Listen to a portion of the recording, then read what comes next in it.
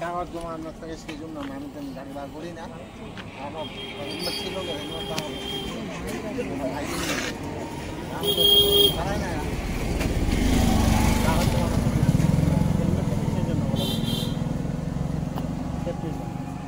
এটা আপনাকে তো বোঝানোর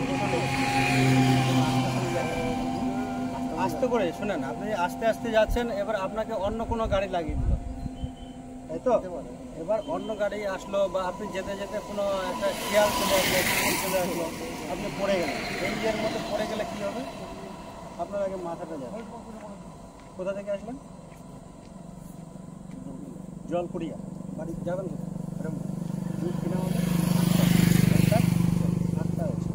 এবার হচ্ছে হেলমেটটা হচ্ছে নিজের আর পরিবারের সেফটির জন্য। আপনার পরিবারটা যে চলছে আপনার উপর ডিপেন্ড করে চলছে। আপনি কাজ টাজ করবেন, আপনি ভালো আছেন বলেই আপনি চলছে। বাই চান্স আপনার কোনো রাস্তায় কোনো কিছু হয়ে গেল, তাই তো?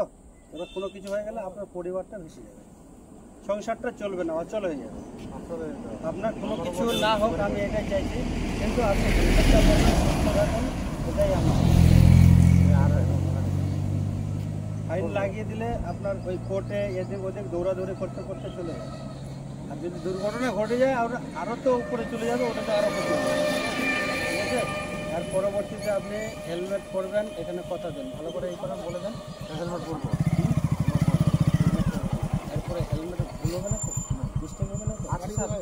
সত্যি আছে, আরে আছে না কি আছে ওটা তো আলাদা ব্যাপার, ওটা তো রাখার জন্য না, ওটা বাড়িতে রাখার জন্য না হেলমেটটা।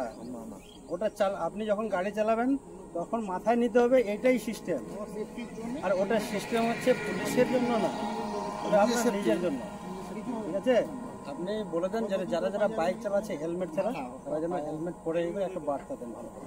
শুনুন, যারা বাইক চালায় তারা হেলমেট পরে চালাটা বেশ, না হলে নিজেরও ক্ষতি, আমার পরিবারেও নষ্ট, শেষ হয়ে যাবে, ক্ষতি হবে। ঠিক আছে, ধন্যবাদ।